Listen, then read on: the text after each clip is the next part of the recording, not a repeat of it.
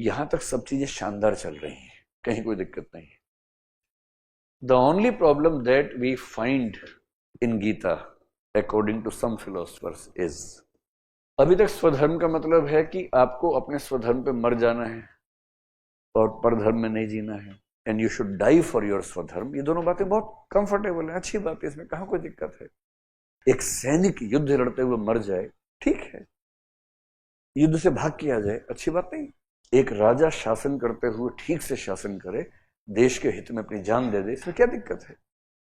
अगर वो कंप्रोमाइज करता है तो दिक्कत है। We should not compromise with the duty we have been given. अकेली प्रॉब्लम यहां पर ये है जो अब आने वाली है, और वो ये क्वेश्चन है कि हु डिसाइड्स माई स्वधर्म, हु डिसाइड्स माई स्वधर्म।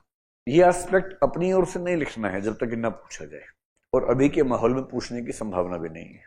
The only problem with this book is this supports वर्ण व्यवस्था, and that is the reason Ambedkarites are generally against Gita.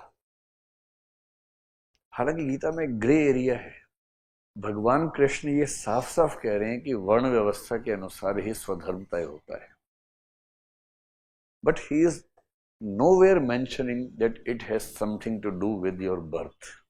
कह नहीं रहे, हालांकि प्रैक्टिकली देखें तो उसकी सेंस वो निकलती है, but it is at least not mentioned anywhere. तो वो क्या कह रहे हैं?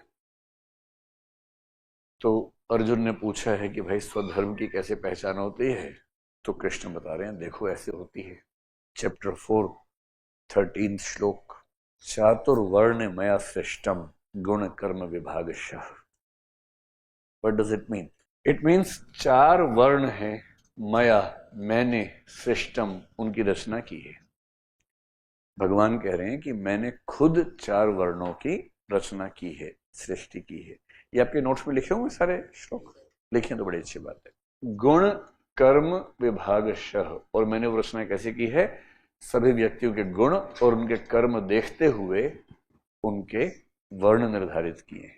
मैंने एक बार आपसे कहा था कि there is a belief in Indian sociology, many thinkers, even I believe this should be true, although I am not a historian, कि when varna system was started it should have been an open system. Open system का मतलब क्या होता है कि people have the flexibility of entering and exiting from a specific varna and changing varna. कि आपने शुरू में एक एप्टीट्यूड टेस्ट में साबित किया कि आप क्षत्रिय अच्छे बन सकते हैं, युद्ध की ट्रेनिंग मिली, later on you decided to be an academic scholar and you converted to Brahmin varna. तो ऐसा हो सकता है कि एक इंडिविजुअल लाइफ की अलग अलग फेजेस में अपना वर्ण बदल सके, और वो ना भी बदले। लेट अस अज्यूम कि एक आदमी ने एप्टीट्यूड टेस्टिंग में खुद को वैश्य समुदाय में उसको जगह मिली, he started his own venture, maybe in the form of agriculture or some trade, and he developed at a very good level in that trade। उसका बच्चा हुआ, उससे बच्चे को बहुत सिखाया कि बेटा दुकान पे बैठो, बेटा बिजनेस पे बैठो, बेटा डेबिट क्रेडिट क्या होता है, बेटा कैसे बिजनेस सेंस आती है, बेटा कैसे इन्वेस्टमेंट करते हैं। और बेटा बार बार क्या करता है, गीता लेके बैठ जाता है। पापा कह रहे हैं बेटा इससे नहीं होगा, बही खाता पढ़ो।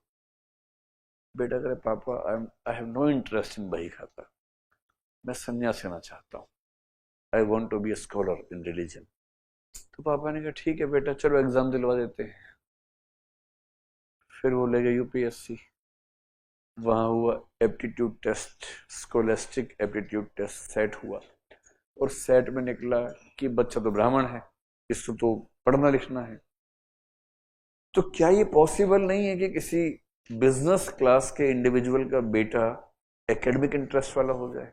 एकदम हो सकता है। और एकेडमिक्स वाले का बच्चा नॉन एकेडमिक हो, घोर नॉन एकेडमिक हो, उसका नहीं मन करता पढ़ने का एकदम, क्या कर सकते हैं?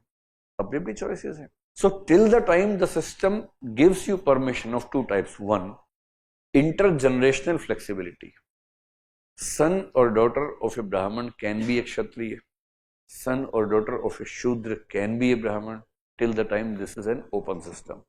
अब गीता के समय ये वर्ण व्यवस्था ओपन है या क्लोज्ड है, this is a doubtful situation. Gita nowhere mentions that we are preferring or believing in the वर्ण व्यवस्था based on birth. But there is a possibility कि बिना कहे भी उस समय by birth वो system चल रहा हो. So that is the only gray area on which Ambedkarites do not support the text mentioned in Gita. So this is what you should know. तो जब तक ना पूछे इसका जिक्र मत कीजिए, क्योंकि जो चेक करेंगे ना, हो सकता है कि उनको थोड़ा सा हर्ट हो जाए कि तुमने ऐसा लिखा, बेटा अब मैं देखूंगा तुम्हें, आओ देखे तुम्हारे आंसर क्या है, ये लिखा है, ये लिखा है तुमने, ये लिखा है, and you get unethical marks in ethics paper, 2 marks out of 250, क्योंकि 2 पहले दे चुके थे।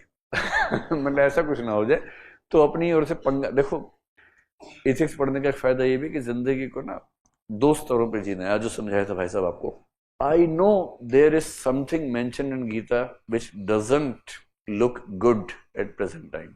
नीचे आ जाओ। I also know that I want to be an IAS officer, and what should I write, what should I not write. तो practical wisdom का भी ध्यान रखना है। I am telling you only because maybe there is a question in the ethics paper or essay or interview in which you should know this fact. हाँ, आप कह सकते हैं कि जो भगवान कृष्ण है वो खुद वर्ण व्यवस्था को एक अर्थ में रिजेक्ट कर रहे हैं क्योंकि वो यदुवंशी थे और बाद में वो युद्ध में मतलब रणनीतिकार बन गए, स्ट्रेटेजिस्ट बन गए हैं। तो जिस फैमिली से थे उसमें तो उनका काम फिर वही होता है जो क्या बोलेंगे उसको, डेयरी फार्मिंग वाला जो काम है वो काम करना होता। But he decided to be a king later on, he decided to be a strategist before being a king later on. So even this shows a light that this would have been an open system till that time. So my point of view is, if this was an open system, it is fine.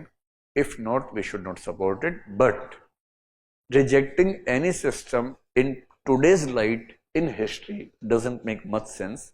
Her time की अपनी limitations होती हैं, अपनी problems होती हैं, अपने concepts होते हैं। So when you criticize some time, just remember कि आज से 500 साल के बाद लोग हमें भी क्रिटिसाइज करेंगे बहुत ज्यादा।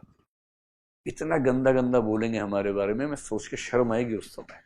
ऊपर से मतलब जब हम ऊपर या नीचे भी, तो दोजख तो नीचे होना चाहिए, ऊपर तो जन्नत है। तो हम जहां भी होंगे अपने हिसाब से, वहां बड़ी शर्म आएगी ये सोच के कि हमारे बारे में क्या कहा जा रहा है। चलिए, तो स्वधर्म की बात समझ में कि स्वधर्म क्या है, स्वभाव है, कौन डिसाइड करता है, तो वो हमारे वर्ण व्यवस्था से होता है। और ये वाली बात तभी लिखेंगे जब लिखना जरूरी हो। और उसके बाद